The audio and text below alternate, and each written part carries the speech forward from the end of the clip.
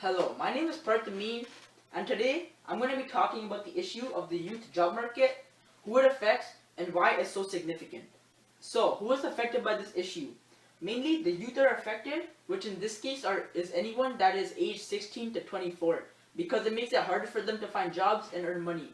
Specific people that are also affected are graduates who have student loans, people with major responsibilities like supporting families, and people in need of money. So what is happening because of this issue? First of all, the youth unemployment rates are increasing at an unprecedented rate, meaning more and more people every year are becoming unemployed. Less jobs are also being created by the government and companies in compensation for this issue, which means that this issue is going to get worse and worse unless we do something about it. The supply of the jobs and opportunities in the market is also too low to supply the competition and the demand that everyone in the country has. Companies would also rather hire recruits and interns rather than fully paid employees, because that way they could save money and they wouldn't have to spend as much. So this issue is often overlooked by many people. They always ask, how bad can it be? The unemployment rate currently is hanging around 17.47%. That's almost 1 in every 5 people that are members of the youth that are unemployed. That is that's a disgrace to a country like Canada because it's so well developed. The real depth of the problem really shows when we compare the unemployment rates of the youth against the unemployment rates of the adults. You can see the orange line represents the unemployment rate of youth and the blue represents the adults. You can see that the youth unemployment rates are more than double that of the adults. Also, per year, the youth unemployment rate increases by 0.5%, while the adult rate kind of stays minimum and it stays consistent.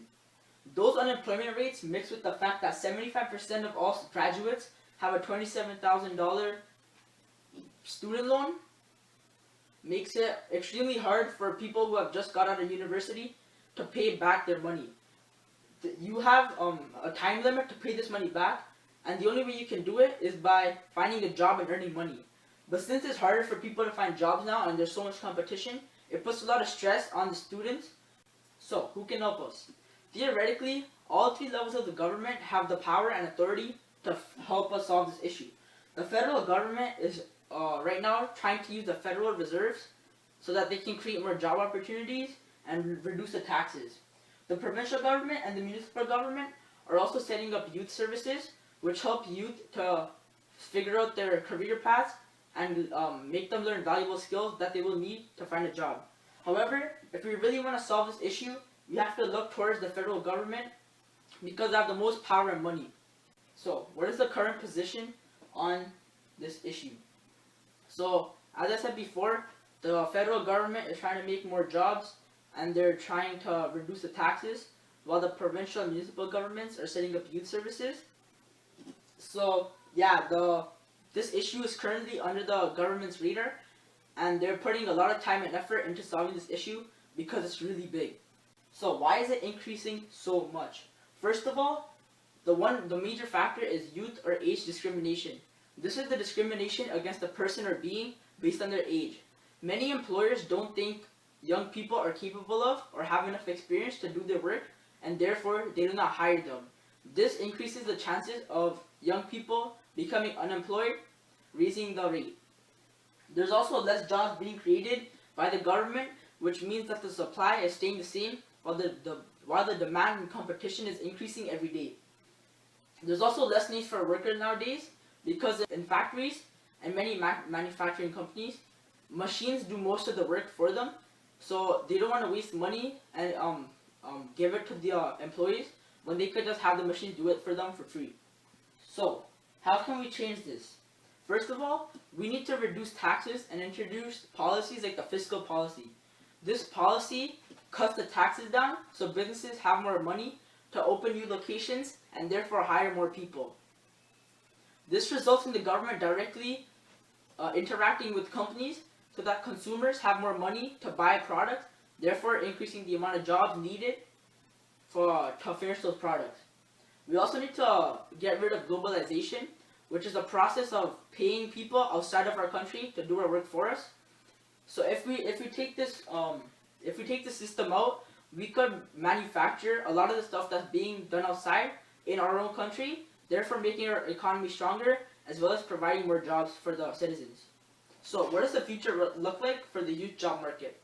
Currently, experts theorize that if this kind of stage continues without it being solved, then the youth unemployment rate could reach 24 or maybe even 25%. That's 1 out of every 4 people. This also means that education will be crucial in the future because there will be such a high competition and demand. Whoever has the most amount of skills, or whoever is the smartest, will definitely get the job, and that's why a proper education will be vital for success in the future. Also, experts try to figure out which jobs have the most amount of opportunities with them currently and also in the future, and they found that software engineering and accounting are 2 career paths with the most amount of opportunities and the most demand for people to come. So if in the future or even currently you're thinking of going into this career path, then you're going to have a higher chance of getting the job. To further expand my knowledge about this issue, I decided to interview my uncle who recently graduated from university. This way I could understand what it's like to be directly affected by this issue because he's having a hard time trying to find a job. Question 1. How do you feel about the high unemployment rate in the youth? I think it's bizarre. I think it's ridiculous. I mean, the amount of graduates in Toronto every year is so much higher than the amount of jobs available in Toronto, and that's just self-explanatory. I myself graduated with marketing degree from Ryerson University, and I'm still unemployed. It's just incredibly hard to find a job in your field here. I thought the decision I made back then was good, but things just didn't really work out as I planned at all. Question 2. If you knew which careers had more opportunities, would you have switched your studies? Perhaps would have chosen accounting or finance.